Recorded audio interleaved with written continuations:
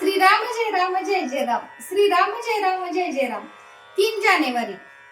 नाम कुठवर घ्यावे, नाम कुठवर घ्यावे. आपला श्वासोच्छ्वास चालू आहे किंवा स्वतःची स्मृती आहे तिथपर्यंत नाम घ्यावे. आपण श्वासोच्छ्वास जसा मरेपर्यंत घेतो तसेच नामाचे आहे.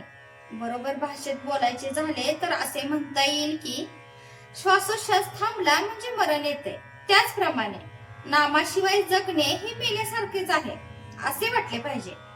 अक्षरशः जीव जाईपर्यंत म्हणजे मीपणाने मरेपर्यंत नाम घेत सुटावे. शेवटी मी जातो आणि नाम शिल्लकच उरते. नाम घेऊन कधी पुरे होऊ शकत नाही. मुक्ती मिळाली की सर्व पुरे झाले असे म्हणतात, पण मुक्तीनंतरही जर काही कर्तव्य उरत असेल तर ते नामस्मरणच. माणसाला गुंगीचे औषध दिले म्हणजे त्याला गुंगी आली की नाही हे पाहण्यासाठी अंक मोजायला सांगतात. अंक मोजता मोजता तो थांबला की तो देहभानावर नाही असे ठरते. तसे नाम घेता घेता मी नाम घेतो हेही स्मरण जेव्हा राहत नाही तेव्हा त्या नामात रंगून गेलेल्या माणसाचे पर्यवसान एकांतात होते. एकांत म्हणजे नाम घेणारा मी एक. ह्या एकाचाही अंत होणे म्हणजे देहबुद्धीचा विसर पडणे, देहबुद्धीच्या पलीकडे जाणे. नाम घेता घेता अशी स्थिती प्राप्त झाली म्हणजे त्याचे चित्त भगवंताकडे आहे की नाही असा प्रश्न करायला वावच कुठे राहतो.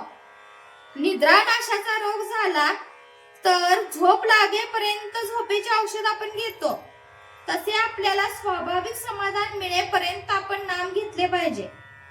नाम उपाधी रहित असल्याने आपणही उपाधी रहित झाल्याशिवाय नामाचे प्रेम आपल्याला येणार नाही. नामाने आनंदमय अशा भगवंताचे सानिध्य लाभून त्याची कृपा व्हायला वेळ लागत नाही. किंबहुना ज्याच्यावर भगवंताची कृपा होते त्याच्याच मुखात नाम येते. नाम जपाची संख्या नोंद करून ठेवावी का? अमुक एक संख्येपर्यंत जप करण्याचा संकल्प केला असेल किंवा रोजचा काही कमीत कमी जप करण्याचे ठरवले असेल तर जपसंख्येची नोंद करून ठेवणे जरूर आहे. जपाची सवय होण्याच्या दृष्टीने आणि नेमाने काहीतरी किमान जप झाल्याशिवाय दिवस जाऊ नये या दृष्टीनेही जपसंख्येची नोंद करावी. मात्र असे करताना एका बाबतीत खबरदारी घ्यावी, ती म्हणजे आपली आजची नामसंख्या पुरी झाली, आता उद्यापर्यंत आपला नामाचा काही संबंध नाही अशा तऱ्हेची वृत्ती होण्याचा संभव असतो, त्याला जपावे.